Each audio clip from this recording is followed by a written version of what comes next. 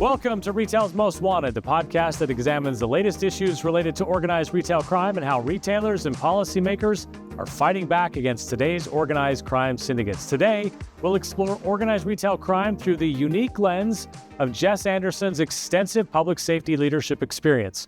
As Utah's Commissioner of Public Safety for 7 years, Jess oversaw critical policy decisions and resource allocation that directly impacted how the state addressed organized retail crime. That conversation is coming up right after this word from our sponsor. Retail's Most Wanted is brought to you in partnership with LVT, securing physical environments through intelligent automation. Learn more at lvt.com. That's lvt.com. I want to say Commissioner Jess Anderson every time I see you, and sometimes I just want to say Jess, but thanks so much for spending some time with us today. Oh, you bet. Thanks for the invitation. 7 years as Commissioner of Public Safety.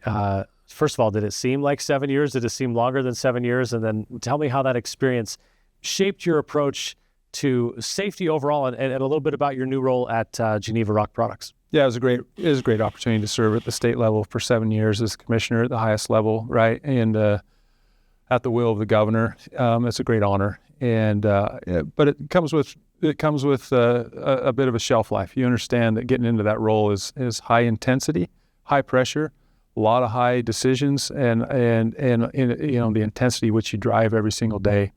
So yeah, were there times that 7 years seemed like 7 years? It seemed like an eternity.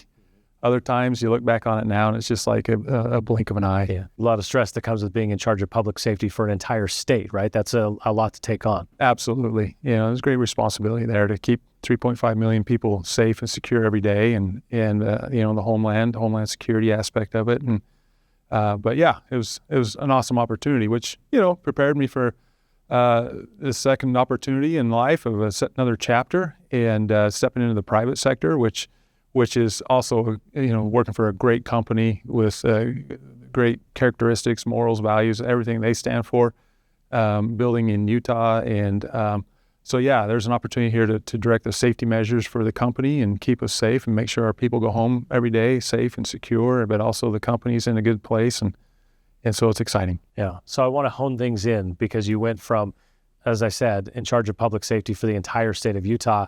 Let's talk specifically about retail crime and what kind of issues that had in Utah and how you went about addressing it. So during your time as commissioner, tell me about some of the trends you saw in organized retail crime. I think a lot of times we see videos of it and people go, it's a California problem. It's somewhere not Utah problem. That's really not the case. No, not at all. This began years ago. What we could see starting to take hold and take effect, right? And so when I came in as the commissioner in 2018, it was the fact that what then was starting to really take off as this organized retail crime aspect, that we saw what we didn't know for sure at the time, but gangs of affiliated with just large numbers of people who were very organized and methodical in the way that they were going about this criminal element, picking on big box stores, right? Predominantly, go in, ransack the place, take what they want, walk out, run out with what they could handle in their hands, and very aggressive in nature. The nature of this whole thing became very concerning that we had to address it. So in 2019, there was actually a bill that was run. We tried at that time unsuccessfully to get some sort of a task force to address this. And then 2020, we were successful in partnering with the Attorney General's office and Department of Public Safety to create a task force to address organized crime. And so from that time, it was, you know, quite honestly, a small task force wasn't even big enough to touch it. Not even big enough to touch the Even right from the beginning, it sort of started as enough of a problem that by the time you could get a task force together, you needed more right away. Yeah, for sure. It was so intense, and but also then becoming the ability to work with those in the private sector, the ability of working with local agencies, but then really the people who were the retailers, and trying to build those relationships right? And how much can we push? How much can we go after? How much?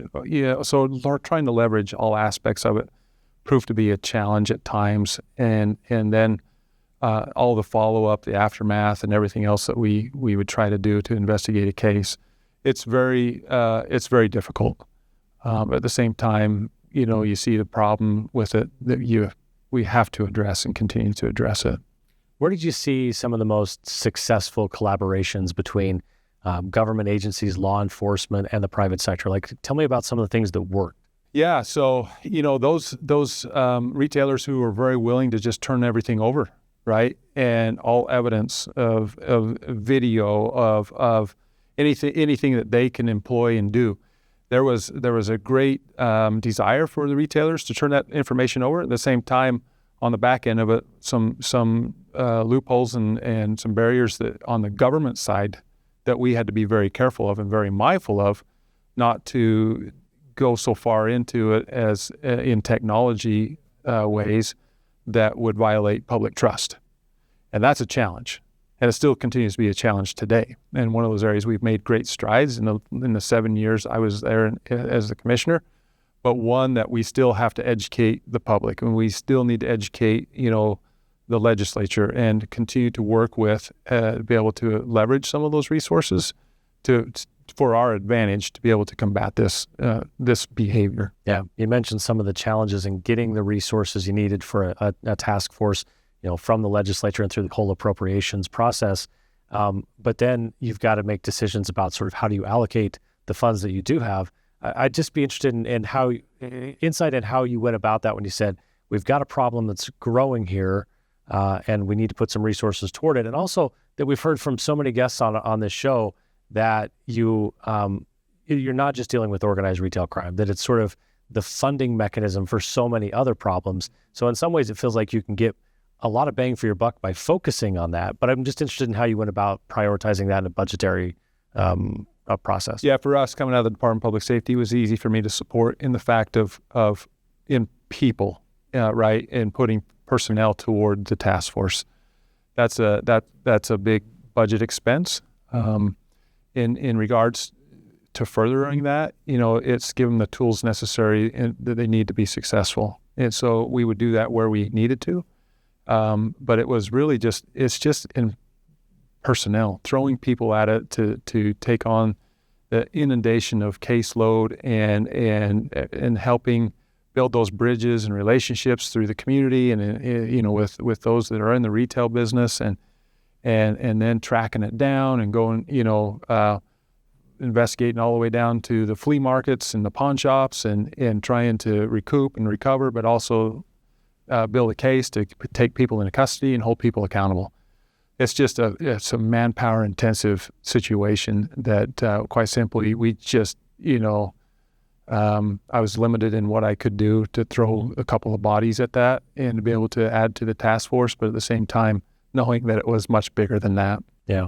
Sometimes you need more money, sometimes you need more personnel, sometimes you need both, but then also sometimes there are some policy changes that you can make or that states have made. I wonder if you could just tell me what your approach was there in working with, whether it was the Attorney General's office or legislators to say, hey, these are some things that we could change that could help us be more successful in what we're doing here. Yeah, it was, the fact is establishing that task force was a win to begin with. And then we got into it, and it was certainly to see that there was so many different elements of this that were, dealing with then catalytic converter thefts by the handful at a night, right? Dozens and dozens, just depending on where they would hit. So we got some legislation working with the legislature and the Attorney General's office also to pass, aggressive legislation on catalytic converter thefts. We worked with the pawn shops and put parameters in place to make sure that anybody that's coming and trying to sell or pawn off, brand new equipment or tools and of such, that there was something to be said about that, right? And certain proof that they had to have. And then it was working with the metal scrap yards and being able to put things in place of people trying to sell to them. And so it's just, you're right. I mean, really ultimately at the end of the day, how much can you really put accountability on these actions. And that was always a question of trying to walk the fine line, because it also would incorporate some of the others who may not be part of an organized crime, but yet still they're, involved in that some way, somehow, to hold them accountable at the highest levels. And it's proved to be slow and proved to be difficult at times. But here in the state of Utah, I think we were successful in addressing that. I think overall, we did see an impact on that working with those within those industries that I've mentioned, and seeing the effects of that they would call the police anytime someone would show up and trying to sell something or cash something out, and give us time to be able to respond and get down there and at least question them. Yeah, everything in the process that we've talked about so far is leading up to making an arrest or arrests and breaking up rings. Once you've done that, then you move on to the part where you have to go prosecute them, right? And that's not necessarily your job as the head of the Department of Public Safety, but I'm wondering if you ran into any challenges where you said, boy, we really had some hurdles here. Maybe you found a way to overcome those. Maybe you found a way to eliminate those hurdles. But what were some of the biggest challenges you faced when it came to actually the prosecution element of this? Yeah, it's just like we see kind of across the entire justice system. It's very difficult in holding people accountable to the measure that we would like, right? You get into that situation, and maybe there's some of the loopholes of classifications of felonies, or maybe that's a dollar amount. Maybe that's usually something how aggressive it was and egregious it was, and so that definitely doesn't help in many of our cases of first-time offenders, second-time offenders. Oh, let's cut a plea deal. And this is what I've been harping on, and really coming out from being the commissioner after 7 years and recognizing and seeing that really we need to overhaul our justice system on the back end. We really do. We need to take a good hard look at this as far as really what is a speedy trial, what is the process to be able to get these people in, get them accounted for, and to some degree make an example out of them, because that has that ripple effect throughout the rest of that economic turnover for them in these illegal organizations that disrupts a business model. And that's really what we're trying to do, is disrupt their business model that supplies and supports all these other nefarious activities, including the drug market and otherwise organizations that go clear back to South America, and the drug cartels, right? And so some terroristic networks. And so we know it's all connected, and we know that there's a bigger component here. Well, why can't we attack that? And why can't we go after it? And let's really be aggressive with that prosecution piece of it, and overhaul our justice system to address it as really what it is. The organized retail crime syndicates, they have technology that they use to advance their efforts, right? They found that they can turn around and sell the product pretty easily. They're using some technology to do that. What about technology on the good guy side? What have you seen implemented where you can say, hey, maybe it's not a Facebook type thing, but what type of measures have you said, hey, if we put this technology in place, we've been able to at least slow down their advancements? Yeah, and this has been one of our challenges in the government, is that we are always so antiquated and 3, 4, 5 steps behind the criminal element or the private sector, the private market. And this is one kind of those... of solving yesterday's problem, correct, as opposed to the tomorrow's problem. Yeah, so many obstacles for the state to overcome, so many things that we have at our disposal but we can't use. And I'll give you some examples of that, but it's everything that we're seeing in the world of technology right now. It's the use of facial recognition and having the public's trust to be able to ensure that, listen, this is a good tool to use for law enforcement purposes, to be able to identify who these people are. It's the use of ALPR, license plate readers, right? And even if the private sectors can set those up in the parking lot and they use them, does that mean, though, that they can share that information with us as the state level? Right now, we need to address that. We don't have the capability or to take that on from the private sector. It's the use of all these things that is just coming out. AI nowadays, right? And artificial intelligence is now, it can alert you to body language and irregular body language of that is proven to be the fact that these guys are up to no good. But yet, as a state level and law enforcement, we can't overstep that bound. We can't rely upon that to be proactive to do it. So it's been an educational process. I know for me, even the last 7 years of really trying to educate our lawmakers, educate the public, bring in awareness to this, that we are always behind the game when it comes to being able to use some of this very cool technology, yet being very careful with safeguards in place and safety rails that would I get it, right, and understand that, government has to be careful, but at the same time, we need to be able to leverage it. Yeah, you're trying to protect from a situation where you're catching good guys for the thing the bad guys are doing, but at the same time, you want to be able to move quickly enough to be responsive to their ability to adapt. Yeah, but that's the thing, right? It's built in and used in a way that it actually will protect the good guys instead of making you a suspect in a crime. Well, I can eliminate the fact that you weren't involved in that simply also. So there's pros and cons to it both ways. But I look to protect those who are innocent and go after those that are the criminal element. Here's your armchair quarterback question, because now you're not the commissioner of public safety for the state, and so you can step back a little bit and go without throwing shade at anybody. Say, hey, based on your experience, what should retailers, law enforcement, policymakers, what should they be doing right now to try to get at least, if not ahead of that curve, as close to it as they can? Now that you're in the armchair, what would you do? Well, it's that's a loaded question. Like.